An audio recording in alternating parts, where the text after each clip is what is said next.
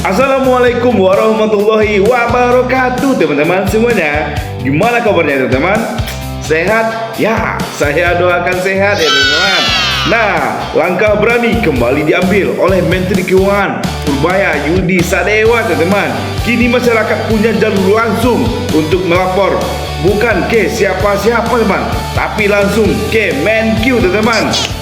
Ya, program terbaru bernama Lapor Pak Purbaya resmi diluncurkan untuk menampung semua aduan masyarakat teman-teman tentang dugaan penyimpangan di instansi pajak dan bea cukai teman-teman. Gimana ya teman-teman kebijakan dari Bapak Purbaya? Mari kita lihat bersama-sama video ya teman-teman. Play. Let's go. Paling enggak WhatsApp-nya udah hidup, jadi bisa masuk sana, kirim aja semuanya sana. Pasti dibalas ya Pak, dan keluhannya diterima. Bukan pasti dibalas.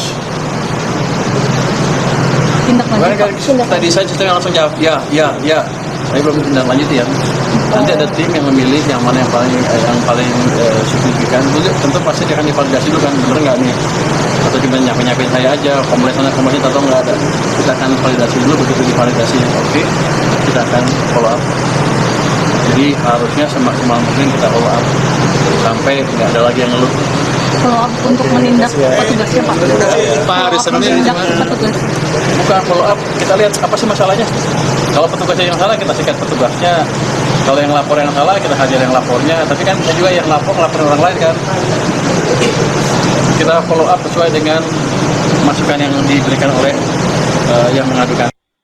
Pak Purbaya nomornya ini 08 22404 06 600. Ini buat publik yang punya keluhan terhadap masalah pajak atau pegawai pajak atau pegawai cukai yang ngaco, yang menurut mereka ngaco, atau masalah pajak apapun dan bea cukai. Kan nomor ini nanti staff saya sudah ada yang standby sana, tapi nggak langsung jawab ya. Kita kumpulin dulu, nanti tiap berapa hari kita solve mana yang kita bisa tindak lanjuti. Ini udah langsung aktif Pak. Aktif. Sudah aktif hari ini, sudah aktif hari ini kata dia. Tapi paling enggak WhatsApp-nya udah hidup, jadi bisa masuk sana, kirim aja semuanya ke sana. Pasti dibalas ya Pak. Pasti. Bukan pasti dibalas. Tindak lanjut. Bukan kan kita desain sistem langsung jawab ya. Tapi belum tindak lanjut ya. Nanti ada tim yang memilih yang mana yang paling signifikan. Tentu pasti dia akan divalidasi dulu kan, bener nggak nih? Atau cuma nyapin saya aja, komplain sana komplain atau nggak ada. Kita akan validasi dulu, begitu divalidasi oke, kita akan follow up. Jadi harusnya semaksimal mungkin kita follow up sampai nggak ada lagi yang ngeluh. Terima kasih semuanya. Bukan follow up, kita lihat apa sih masalahnya. Kalau petugasnya yang salah, kita sikat petugasnya. Kalau yang lapor yang salah, kita hajar yang lapornya. Tapi kan bisa juga yang laporin orang lain kan. Kita follow up sesuai dengan masukan yang perkembangan konsumsi listrik di seluruh Indonesia, termasuk daerah yang terkonsumsi Indonesia. Kalau dia lihat, menurut data yang dia lihat itu sudah mulai naik tuh demand listrik, dan dari cabang-cabang dari setiap daerah kan dia punya kantor cabang itu, kelihatannya permintaan untuk servis listrik meningkat juga, bukan baru meningkat juga. Artinya apa? Dampak kebijakan yang 200 triliun tadi yang saya lanjutkan beberapa waktu yang lalu sudah mulai terlihat di perekonomian.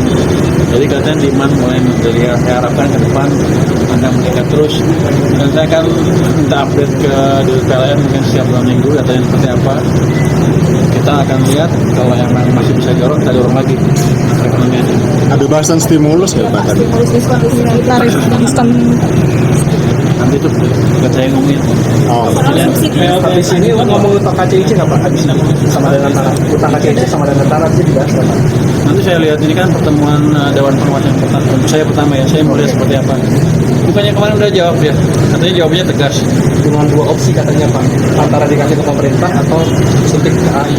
Gimana emang nggak tegas itu mah? Berarti itu jadi salah satu topik yang akan dibicarakan juga Pak. Saya nggak tahu, tapi begini, bukan utang yang nggak dibayar.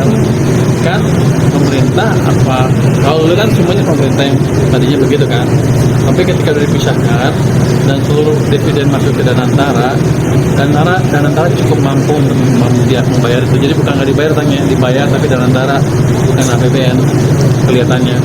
Arahnya saya maunya ke sana.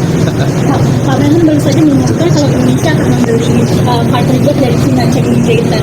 Ini kesiapan anggaran pemerintah bagaimana untuk pembelian jet tersebut China? Kalau untuk yang tahun depan sudah kita setujui. Ini nggak tahu pakai yang mana, tapi sudah cukup banyak anggaran mereka. Berapa kemarin? Sekian,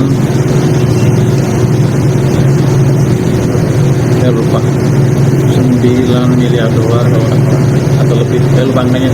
Tapi sudah disetujui, jadi harusnya sudah siap semua. Tapi saya nggak tahu ini baru lagi apa enggak, Baru lagi. termasuk yang itu apa. Tapi kalau ya harusnya sih yang disebutkan sudah masuk, yang dianggarkan itu harusnya. Tapi saya sudah baca lagi apa dia mau impornya tahun depannya lagi atau kapan. Tapi yang dia minta selama ini sudah kita penuhi. Pak Purbaya, tanggapannya dong soal Komisi 11 yang meminta Pak Purbaya tidak mengomentari kementerian-kementerian lain. Ini kan juga salah satu tugas Pak Purbaya juga kan menyoroti. Saya nggak komentari kementerian yang lain, sebodoh amat. Tapi gini, saya berkepentingan anggaran saya terserap. Kalau nggak serap, saya ambil uangnya. Itu aja. Saya nggak komentari kerja mereka. Pak, tanggapan ini Pak. Enggak. Kebetulan setiap bulan juga ada yang ini kan, ada yang lebih kan ambil aja. Ada yang aku pakai, saya ambil aja. Atau bisa dibelanjai, kalau belanja ke tempat lain mungkin ya. Tapi kan ada belanja-belanja yang nggak harus berpihak ke parlemen. Atau saya pakai untuk ngurangin utang saya. Atau ngurangin insurance. Saya nggak tahu harus penting. Pak Purbaya, Kalau saya ngurangin utang, kalau nggak perlu, kenapa? Nggak harus saya sesuai dengan Pak Purbaya, anggarannya di depan. Kalau nggak butuh ya. Saya mencegah inefisiensi budget. Yang tadi memberikan tambahan yang kos yang dipakai itu aja. Jadi ambil tuh nggak langsung diambil dari sana, kan sebagian lagi saya. Artinya mungkin nggak diteruskan dengan tanya atau skema pembiayaan. Nah, saya belum lihat taksasinya kan kita kan masih duluan warga. Ini kan stimulus baru berubah, kita kan baru 1 bulan, mungkin bulan terakhir baru kita bisa. Kalau tidak perlu bulan keempat, cuma 1/4 dari 1 tahun. Pak Purbaya, Hanya naik pun sedikit naik. Tapi kalau saya pikir akan lebih tinggi, minimal 0,5% dari tahun ini. Tax ratio minimal ya. Pak, kalau untuk saya bisa sekali yang lain-lain harusnya lebih tinggi lagi. Dan Pak, kalau untuk 1 tahun Pak Prabowo ini kira-kira apa yang baik dan apa yang harus dipertahankan dan apa yang harus diperbaiki? misalnya Pak Prabowo, saya bilang Pak Prabowo yang bilang Untuk fiskal, Pak. untuk fiskal yang baik ya kita masih jaga kebijakan fiskal masih prudent, tidak di bawah 3% ke PDB defisitnya, rasio utangnya masih jauh di bawah 60%, masih di bawah 40%. Terus program-program yang dijalankan betul-betul pro rakyat, hanya kita pastikan jalan dengan betul aja, dengan maksimal yang kita perlukan itu. Terus yang kelemahannya mungkin ya tadi sebelumnya tadi ada belum atau banyak konsentrasi dan memperlambat ekonomi yang sekarang sudah berbaik, jadi harusnya ke depan akan lebih bagus lagi. Dan itu mungkin yang utama. Pak Purbaya, untuk yang 8% Pak, kayak ini kan salah satu janji kampanye untuk 8% itu ke arah ke sana gimana gitu? Kan nggak mungkin tahun depan kan, nggak mungkin dalam waktu tahun. Saya pikir sih pelan-pelan kita akan bergerak makin cepat. Kan kemarin kan terjebak di 5%. Kita coba bulan bisa nggak di atas 5,5. Di tahun depan kita coba dorong ke 6%, atau mereka dengan lebih 6 lebih sedikit. Tahun depannya lagi dengan perbaikan iklim investasi dan lain-lain harusnya bisa lebih cepat lagi. Mungkin buat ke depan bisa antara 6 sampai 6%. Tahun berikutnya lagi baru kita perlu. Pak kemarin Pak Purbaya, Pak kemarin kan Caimin bilang ada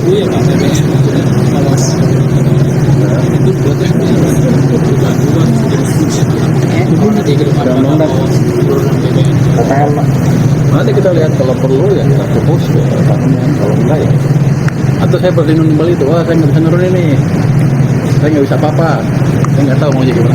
Tapi pada dasarnya kita lihat kondisi. Nah, mantap sekali ya teman-teman.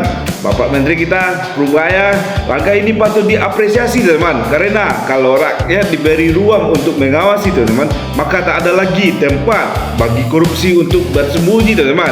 Kita doakan semoga gebrakan ini tidak berhenti di wacana teman-teman, tapi benar-benar jadi gerakan besar menuju keuangan negara yang bersih dan transparan teman-teman.